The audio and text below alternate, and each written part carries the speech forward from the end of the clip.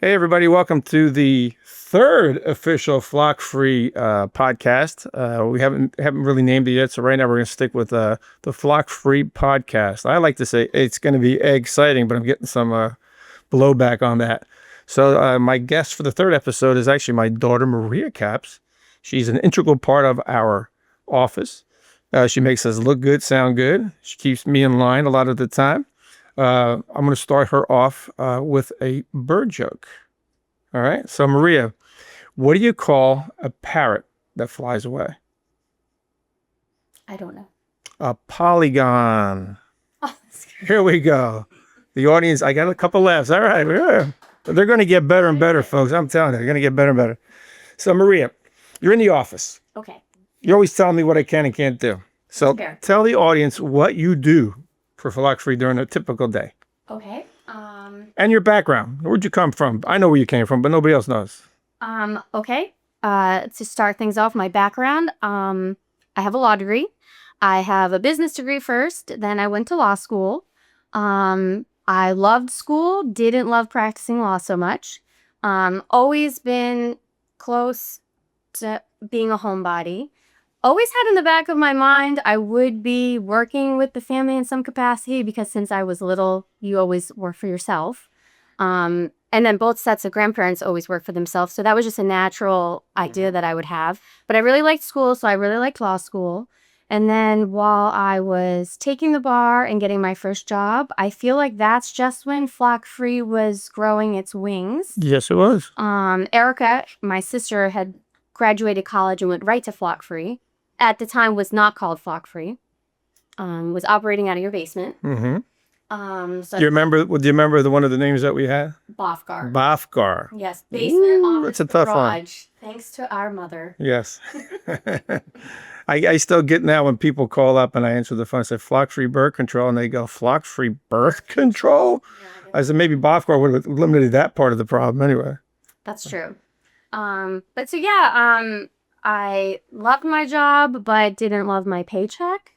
And due to some other things going on in my life, it made sense to join Flock Free at that time as you guys were expanding. Yes. So I left I'm actually a retired attorney. I could go back if I wanted to in Maryland. Mm-hmm. I take advantage of all the legal advice. But what's pretty interesting, though, is I now have my pest control license. And my pest control license, I think, costs about $100 a year. And that license makes me and Flock Free a lot more money than my law degree. Amen. I'm getting a return. Teresa and I are getting a return on our investment with our daughters because they work for us. So it's great. But so as a Flock Free employee, my role is a project manager. We all wear a lot of different hats during the day, but I handle a lot of work orders and schedule our teams. I work directly with our subcontractors to execute projects. Yep. And I think what we find very successful, we get a lot of positive feedback from people, is that when someone calls the office, someone picks up the phone.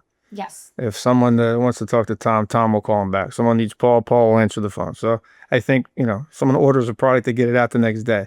So we're pretty big on customer service and doing things right. And you're really good at, we do any type of project, you got a whole system in place, right? Tell everybody what that entails, before or after pictures, the whole thing. Sure. Well, we pride ourselves on full transparency and communication. So from the beginning of a project, from the initial intake, getting the description of what the problem is, to my sister Erica, who creates the proposal, to making a game plan that will work, to talking about their budget.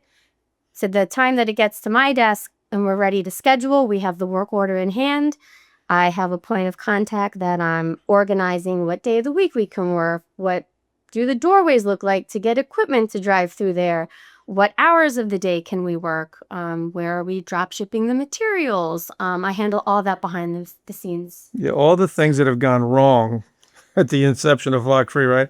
Every one of those things that you check off your list now are things that we ran into trouble with. Oh, we've dropped lifts to the wrong buildings. We've had all kinds of issues, but that's just the nature of the business. One of the first jobs I remember having issues with, it was years ago. We had a family friend come with me to California to film us installing some bird control hazers in California.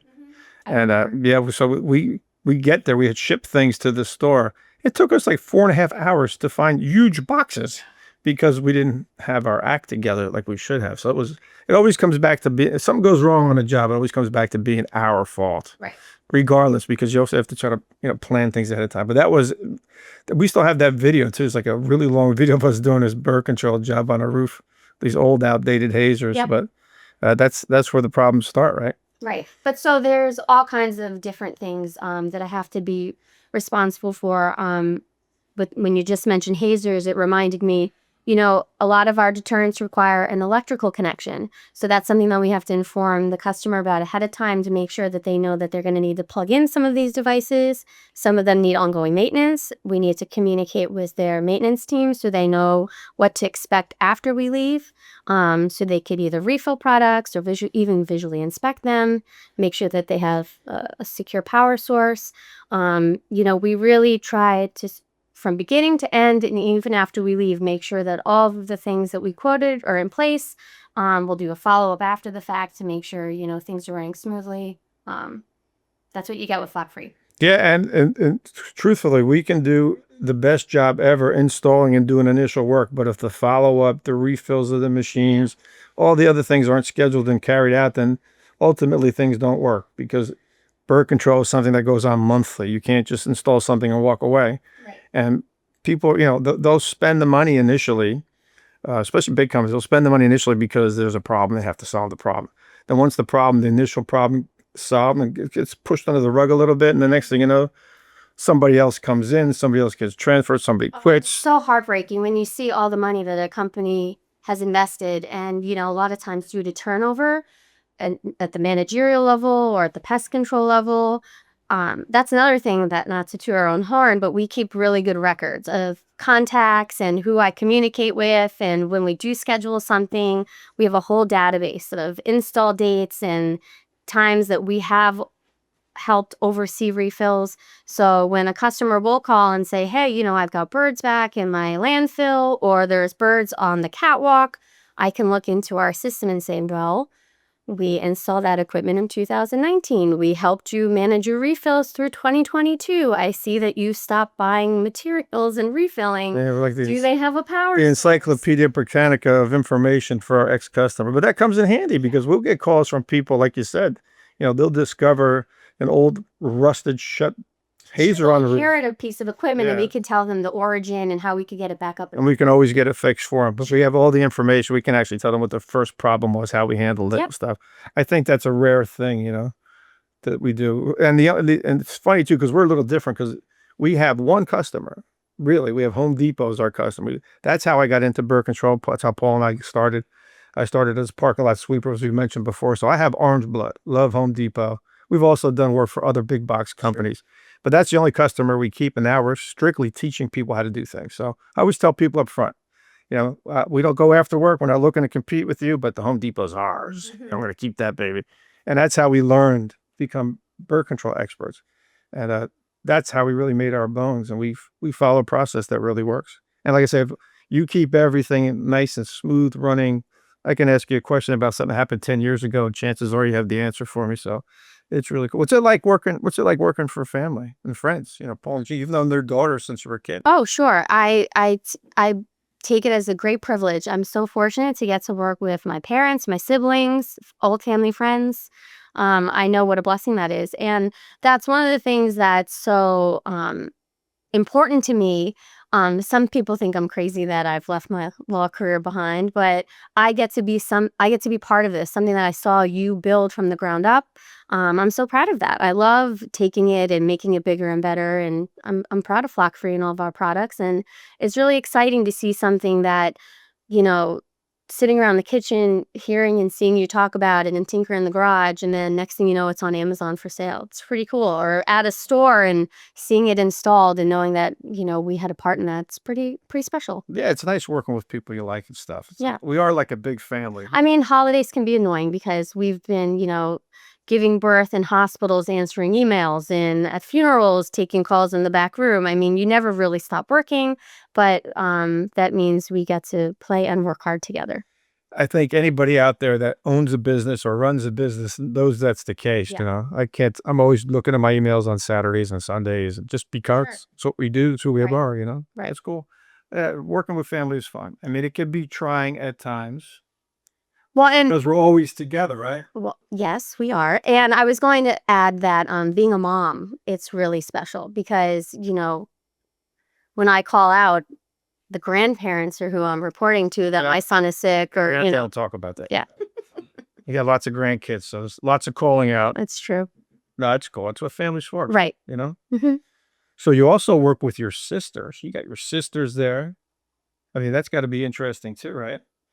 Well, when we need to commiserate together, that's pretty helpful. Well, yeah, when they complain about mom and dad or Exactly. Uncle Paul, you know, things you get great. If that's all part of it. Well, and everybody has a pretty easygoing personality. So we could butt heads a little bit and then an hour later, what's for lunch? When are we going out? Yeah. Well, what I think is really cool is, I used to, Paul and I used to, with our wives, we used to attend some of the Home Depot charity functions and go different places to meet people. Yeah. And it was pretty good when I was in my 40s and early 50s. But now that I'm, 60 something year old, I go to these meetings. I'm the oldest guy in the room. So it's nice to have, younger folks working for us actually go there and represent. They have more in common with the age group and stuff. So Oh, yeah, we have a good time when you let us out of the office. I like it. I walk around some of those events. I'm looking for someone with gray hair. Well, Dad, I got to tell you, I'm getting older than a lot of them too now. Yes, I know. Time stops for no one. That's right. But our company is relatively young. So I think what I'm looking forward to is trying to get, so it's difficult to start a business and run it and be successful. The next step is to be successful and then have its next generation come in. Sure. Now, Paul and I are counting on you guys to be our retirement plan, just so so keep this thing rolling, But hey, it's fun having you in the office and everything. What product do you like the best that we make? What product do you think was not necessarily the most successful one, but the most fun to be involved in? Well, I got one. okay. The most fun or the one that I use personally and find because I would say our mosquito spray saves my backyard, so I'm partial to that one. But fun, I mean, I liked when we had to make all the scent pucks in the office and sticker them and stack them. That was kind of fun. I like being part of that project. There you go. I remember that we've come up with some crazy ideas. We had one. We made a flying hawk. We actually built a U. Yeah. I remember the 43-foot fishing pole. We put the Yes. hawk on it. Yes. Puff would go up in the air. Yeah. Fly. You saw warm in them actually. Yes. The problem was that the wind always beat them up at Yeah. their time, and the maintenance was a little bit of an issue. But I remember when we were developing that product, Paul and I went into the field next to our warehouse, and we set the box up at the 43-foot pole, and we had the bird chasing you. There's actually a video on YouTube. Sure. of Yeah. You being chased by the Yeah. bird. I do recall that. And we asked you to make hawk noises, and you I think I was flapping my wings.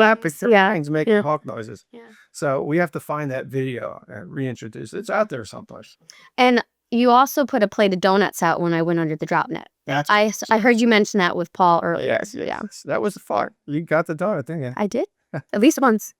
So that's what's fun for me is we get to do that. Yeah, I could go to Paul and say, "Hey, I want to try this," and he may give me look like a little cross-eyed, but sure, let's try it. So we've tried all kinds of things. Sure. Work is never boring and it's fun. It's fun to be a part of the research and development Yes, because you never know what's coming out of your office, Dad. yes. The creative process is fun. I can't tell you how many things we've made that didn't go anywhere.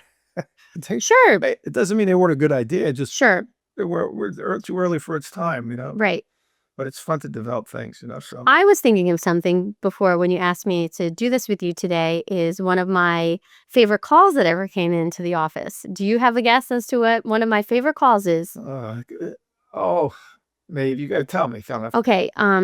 Somebody shopping with their pet bird in a big retailer and needing to get their bird down from the upper rafters. I remember that. Yes. Yeah.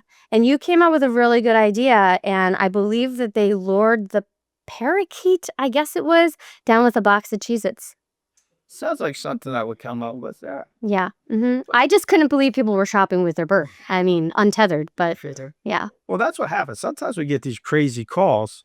And I like to think that we're bird control experts, but sometimes people just call up with the craziest things. You just have to sit back and think, If I was there right now, what would I do? Well, you're really good at that. Not everybody's brain operates that way. You're a good problem solver. So I love forwarding those calls to you Yeah. because even if I can't think of something, I'm like, oh, you know what? He may have an idea for this. And you did. It did backfire me one year. So your mom and I used to go to a once a month bowling league. Sure, I remember. We're part of it. You were there. No, I got to stay home with the babysitter. Yeah, there you go.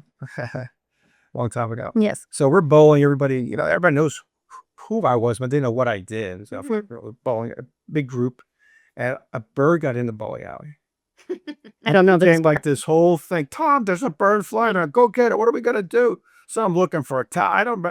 I have to ask Teresa if I caught him or not, but I think we handled it. But yeah, so sometimes the weirdest things. Oh, there's a bird out here. You take care of it. That's having a trickle down effect to me now. I am getting random texts about, I have a bird on my patio from friends or something. Happy to help always, but it is funny. I'm glad they think of me. Yeah, and people do the craziest things. We get some crazy calls. So we have some repeat customers where nobody wants to answer the phone. They just I just know if I sometimes so-and-so on the phone and give it right to me. Yes. And that's I don't mind talking to anybody, but sometimes it's a 45-minute conversation that leads nowhere. Yeah. But it's fun. You do meet a lot of interesting people. Oh, sure. And it is satisfying to help somebody, for sure. So you've been on a couple trips, right? A couple different trade shows. That you like going to those, right? Love them. What's your favorite location you went to?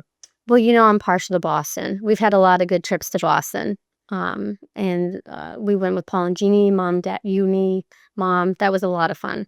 Specifically when Paul didn't fit into the cab and his legs are like, I don't remember all the details there, but we crammed him into the back and yeah.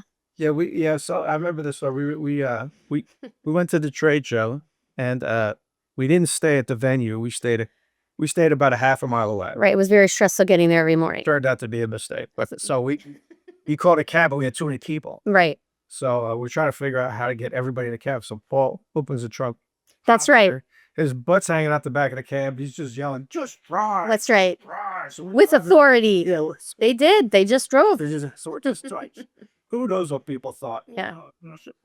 So that was fun. Yes. We have a lot of stuff. And we did have a fun time when you and we traveled to Chicago together for a design one. Those were really long days, but you took me out to a great dinner every night. Yes. That's one thing. I went to go see the Cubs and we got rained out. But we had a beer and a dog. We sure did. We got it. We got to go to Wrigley. I saw you awkwardly scalp tickets out front. That was fun. Yeah. That's where the guy knelt in front of me. So shoot. That happened. And I didn't know exactly how to handle it because he was so nice. He it made me uncomfortable. Shining my sneaker. I know. And I don't want to be mean to the guy. I know. So that was odd. So yeah. Yes. But that was a fun trip also. Just another story, right? Yeah. So what are you looking forward to, Flock Free, for the next 10 years, say? 10 years. What are your goals? What are your goals for us? What would you like to see happen? Well, I'd like to see us really do more consulting work. I really love that we've entered that arena. I think that we do that well, and it's a natural next step to really broaden our horizon. We've tapped in with some big pest control companies, but sky's the limit in that arena. I look forward to that. And I also think our retail product line is going to really take off more. I mean, it's coming in, but I think that the more we get it out there, it's great products for homeowners. So not just in like the commercial setting. I love doing projects and scheduling, but those two other avenues I think are really going to grow. Cool. Did you ever think you'd be on a podcast? I did not. No. Exciting. I know. Look at us. You did pretty good. I'm going to have you back. Thanks. Oh, great. I look forward to it. Yeah. So it was fun having you. Thank you. We'll do it again. Great. Let's get back to the office and make some money, huh? Sounds good. Goodbye, everybody. Have a good day.